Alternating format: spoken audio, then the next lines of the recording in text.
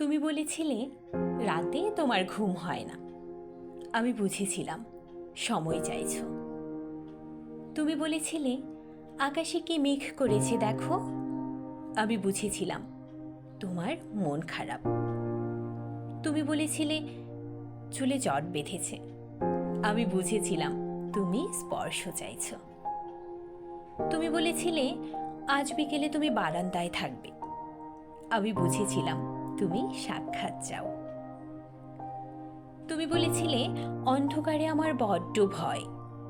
আমি বুঝেছিলাম তোমার আমাকে জড়িয়ে ধরতে ইচ্ছে করছে। তুমি বলেছিলে সমুদ্রে যাবে। আমি বুঝেছিলাম পাশাপাশি হাত ধরে হাঁটতে চাইছো। তুমি বলেছিলে নীল প্রিয় রং। আমি বুঝেছিলাম তোমার কষ্ট হচ্ছে। তুমি বলেছিলে ঠোঁট ফেটেছে।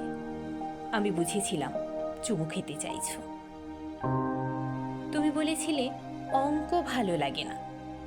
আমি বুঝেছিলাম তুমি কবিতা ভালোবাসো।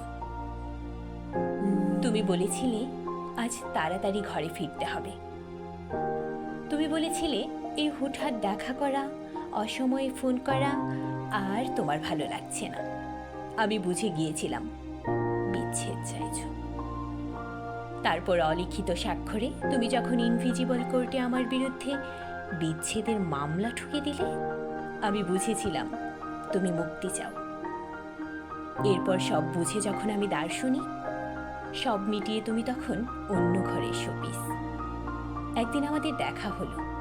তখন তুমি জিজ্ঞেস করেছিলে কেমন আছো। আমি বুঝে গিয়েছিলাম তুমি ভালো নেই।